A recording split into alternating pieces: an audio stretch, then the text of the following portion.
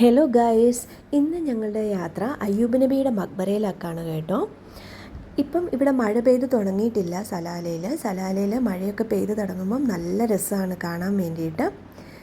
പണികളൊക്കെ ഖരീഫിനെ പ്രമാണിച്ച് ഇവിടെ എല്ലാം പുരോഗമിച്ചുകൊണ്ടിരിക്കുകയാണ്. ഖരീഫിനെ വരവേൽക്കാൻ വേണ്ടിയിട്ട് നമ്മളീ പോകുന്ന വഴിക്ക് നിറയെ ആടിൻ്റെയും ഒട്ടകത്തിൻ്റെയും പശുക്കളുടെയൊക്കെ കൂട്ടം കാണാം. നല്ല ഭംഗിയാണ് കേട്ടോ കാണാൻ വേണ്ടിയിട്ട്.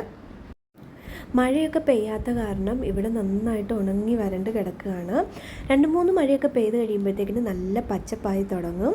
പക്ഷേ നമ്മൾ ജബൽ അയ്യൂബിൽ എത്തുമ്പോഴത്തേക്കിന് അവിടെ നിറയെ ചാറ്റൽ മഴയും മഞ്ഞും ഒക്കെ കാണാൻ പറ്റും. ഇവിടെ കുറേ സ്റ്റാളുകൾ പണിതിട്ടിട്ടുണ്ട് ഖരീഫ് ആകുമ്പോഴത്തേക്കിന് ഓപ്പൺ ചെയ്യാൻ വേണ്ടിയിട്ട്. ഇപ്പം ഞങ്ങൾ അയ്യൂബ് നബിയുടെ മക്ബറയിലോട്ട് പോവുകയാണ്. ഇവിടെ അയ്യൂബ് നബിയുടെ കാൽപാദങ്ങൾ പതിഞ്ഞ പാടുണ്ട് കേട്ടോ. ഇതൊരു കണ്ണാടിക്കൂട്ടിൽ ഇങ്ങനെ അവർ സൂക്ഷിച്ച് വെച്ചിരിക്കുകയാണ്.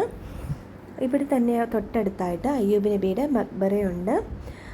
ഇതിനടുത്ത് തന്നെ നമുക്ക് നിസ്കരിക്കാനുള്ള സൗകര്യമൊക്കെ ഉണ്ട്. ഞങ്ങളവിടെ നിസ്കരിച്ച് ദുആ ഒക്കെ ചെയ്തതിന് ശേഷം ഇതിൻ്റെ താഴെ അയ്യൂബ് നബി അലൈഹി സ്വലാമിന് രോഗശമനം കിട്ടിയ ഒരു കുളമുണ്ട്. ആ കുളത്തിനകത്തൂടെ പോയിട്ട് തിരിച്ചു പോകാമെന്ന് വിചാരിച്ചു.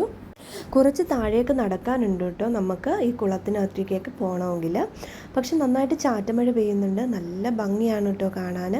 ഇവിടെ പണ്ട് റോഡൊന്നും ഇല്ലായിരുന്നു, പക്ഷേ ഇപ്പോൾ സ്റ്റെപ്പൊക്കെ പണിത് നല്ല വൃത്തിക്കിട്ടിട്ടുണ്ട്.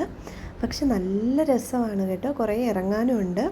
അങ്ങനെ ഞങ്ങൾ താഴെ എത്താൻ വേണ്ടിയിട്ട് നടക്കുവാണ്.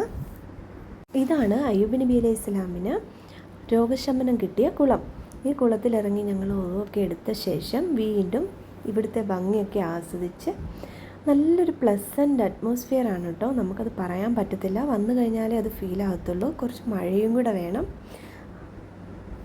ഇവിടെ കാണുന്ന ആ ഏണി കണ്ടില്ലേ, ആ ഏണിയെ കൂടെ നമുക്ക് നേരെ കയറുവാണെങ്കിൽ വളരെ പെട്ടെന്ന് തന്നെ നമുക്ക് മേലെ എത്താൻ പറ്റും.